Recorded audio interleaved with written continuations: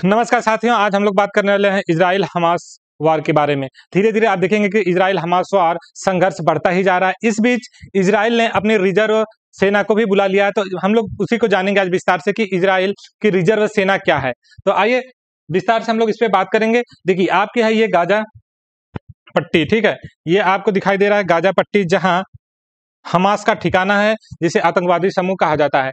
इसके बाद ये आपका इजराइल है। इजराइल पे दोस्तों गाजा से हमास ने कम से कम, जब शुरुआत इसको हुई थी तो 5000 दनादन 5000 रॉकेट इस पे फायर कर दिया था। उसके बाद इजराइल ने भी जवाबी कार्यवाही शुरू कर दिया और एक युद्ध की घोषणा कर दी। उसके बाद आइए सबसे पहले हम लोग अपने मेन मुद्दे पे बात करेंगे कि इस वार में इजराइल की रिजर्व सेना क्या है। तो इजराइल और फलस्तीनी आतंकवादी समूह हमास के बीच संघर्ष देखिए दोस्तों बढ़ता जा रहा है। इस लड़ाई को देखते हुए इजराइल ने हमास के खिलाफ युद्ध की घोषणा कर दिया। हमास ने हवाई, समुद्री और जमीन के रास्ते इजराइल पर जोरदार हमला कर रहा है, यानी कि तीनों रास्ते से हमास ने इजराइल पर हमला कर रहा है। आपने स्थिति देखा ही इजराइल और हमास की कहाँ ये लोग है। पब्लिक ब्रॉडकास्ट के अनुसार अगर बात करें हम, तो इस युद्ध में बड़े पैमाने पर लोगों की जान जा रही है। वहीं इजराइल भी जवाबी कार्रवाई जोरदार तरीके से कर रहा है। अभी तक जो मीडिया रिपोर्ट्स आई दोस्तों, उसमें यह बताया जाए कि 1200 से अधिक लोग इजरायली मारे गए, ठीक है, 1200 से अधिक इजरायली मारे गए हैं, जिसमें नागरिक की मौत हुई है। तो ये इजराइल इसका बदला जानते ही है कि इजराइल का एक व्यक्ति मारा जाता है तो इजराइल किस तरीके से रिएक्ट करता है। हालांकि यह युद्ध है। इस युद्ध को देखते हुए इजराइल ने अपने रिजर्व सेना को भी बुलाना शुरू कर दिया। हम लोग मेन बात इसी पे करने वाले हैं कि आखिर इजराइल की रिजर्व सेना है क्या। तो इजराइल ने जवाबी कार्रवाई करते हुए गाजा में संदिग्ध हमास के ठिकानों पर जोरदार हमला कर रहा है। इजराइल ने इस अभियान को ऑपरेशन क्या नाम दिया है? Operation swords of iron. इस बात को याद रखिएगा, स्वॉर्ड्स ऑफ आयरन नाम दिया इसको, स्वॉर्ड्स ऑफ आयरन। और भारत ने इजराइल से अपने नागरिकों को निकालने के लिए क्या नाम दिया? तो ऑपरेशन अजय। इसको भी याद रखना है आपको, ठीक है। ऑपरेशन अजय के बारे में अगर पूछ ले, ऑपरेशन अजय अगर पूछ ले तो आपको क्या बताना है साथियों? भारत इजराइल से अपने नागरिकों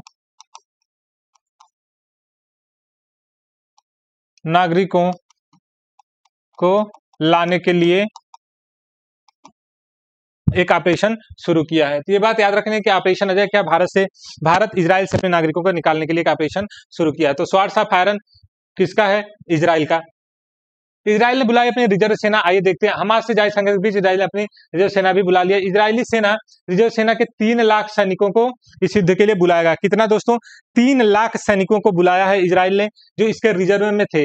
रिजर्व सैनिक ने सेवा देने से मना, कुछ ऐसे भी थे जिन्होंने मना भी कर दिया अपनी सेना सेवा देने से, ठीक है, लेकिन ज्यादा रिजर्व सैनिक अपने देश के लिए सेवा देने के लिए सामने आ रहे हैं, ठीक है।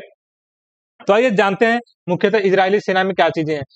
रिजर्व सेना किसी भी छूट नहीं मिलती है, ठीक है। इसमें राजनेता हो या अभिनेता हो या पत्रकार या अन्य क्षेत्र से जुड़े सभी लोगों को आर्मी में सेवा के लिए अनिवार्य है, ठीक है। तो इजराइल में आप किसी भी क्षेत्र से हैं तो दोस्तों आपको एक बार आर्मी में सेवा देनी पड़ती है। कहाँ? इजराइल में, ठीक।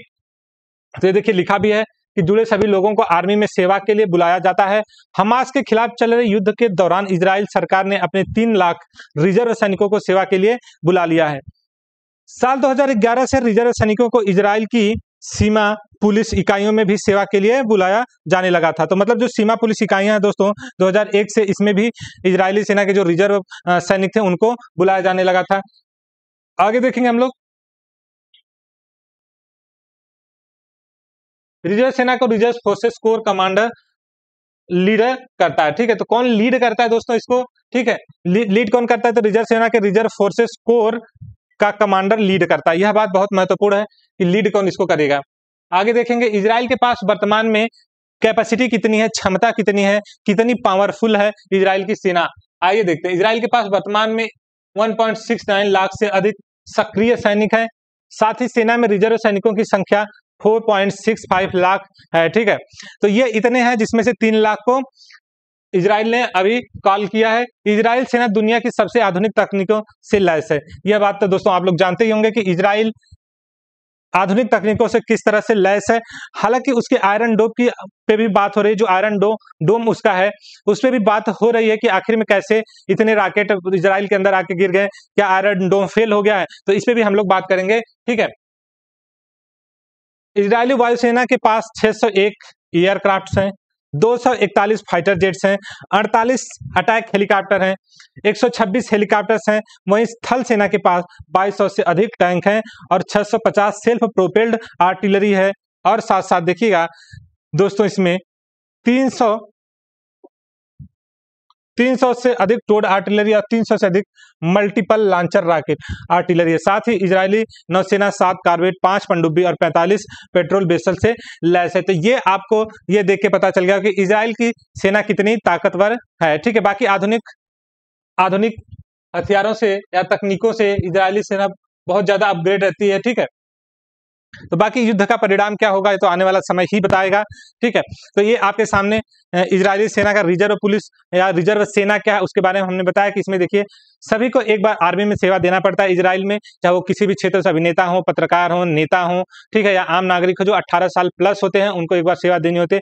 इसमें जैसे कुछ लोगों को नहीं बुलाया जाता, उसमें वो लोग कौन है जिसमें प्रेग्नेंट महिलाएं हो, इस तरह की महिलाएं हुई जो बच्चे को जन्म दी हो, ठीक है, या विवाहित, ऐसे कह सकते हैं विवाहित महिलाएं हों। और दूसरी चीज आप इसमें जो डिसेबिलिटी हो जिनके पास, ठीक है, जो शारीरिक रूप से डिसेबल हो उनको नहीं बुलाया जाता है। तो ये उम्मीद करता हूं कि वीडियो आपको पसंद आई होगी। अगर ये जानकारी आपको पसंद आई हो तो क्लास को जरूर शेयर करें। जय हिंद, जय भारत।